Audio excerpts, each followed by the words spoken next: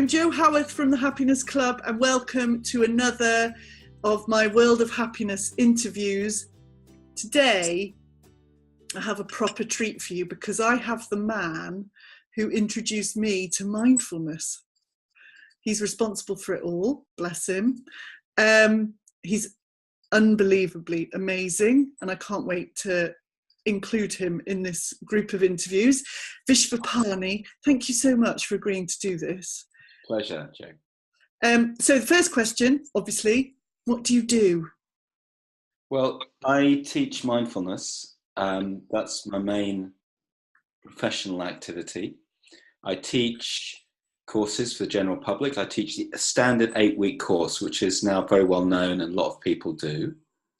I also go into organisations, and I particularly go into prisons and work in that sort of environment, which is different and challenging, and we could spend 15 minutes talking about that. But for one thing, it means that if I find myself in front of a group of guys who are in prison, I have had to think quite hard about how I can get things across to people. Yeah. In ways that really speak to them.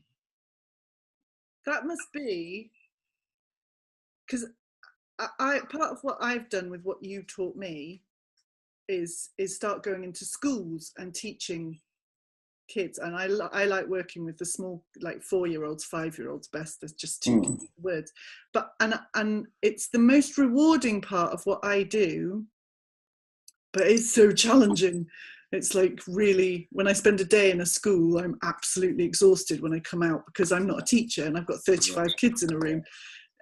So that must be hugely challenging to go into a prison. And how many people do you have in a room there? Do you work one-on-one? 15, but often smaller groups. Smaller groups are easier. Yeah. Just because people are complicated and dynamics are complicated, and the whole situation is complicated, and people are often very difficult states of mind and very difficult situations and a lot of suffering.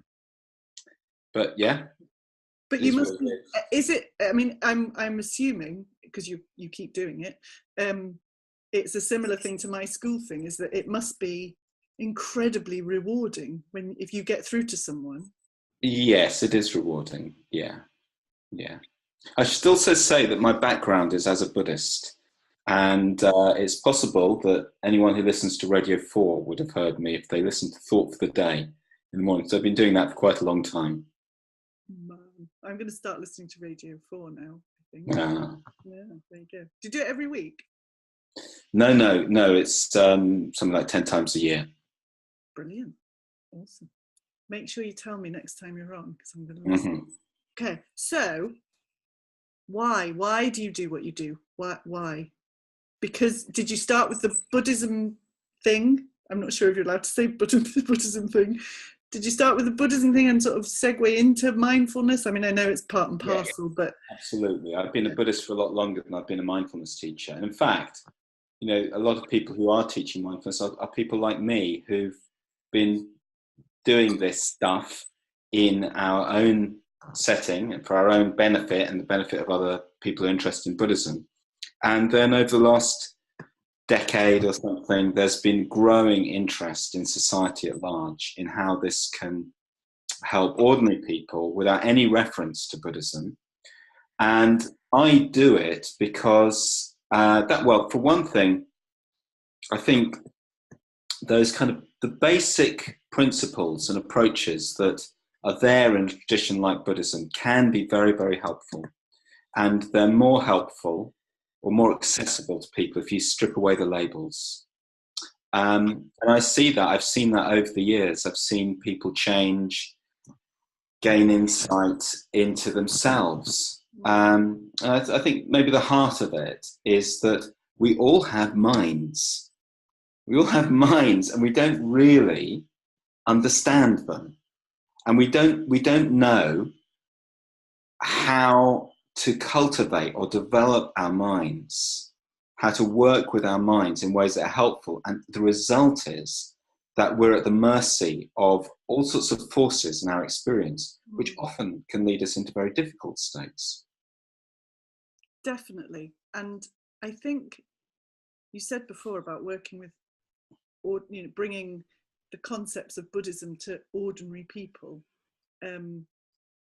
through mindfulness.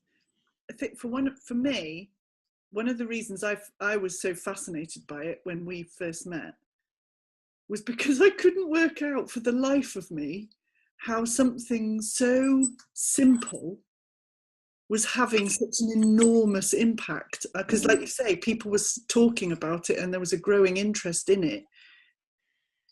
And I couldn't work it out for the life of me. It baffled me totally how something that sounded so simple was going to have any effect whatsoever.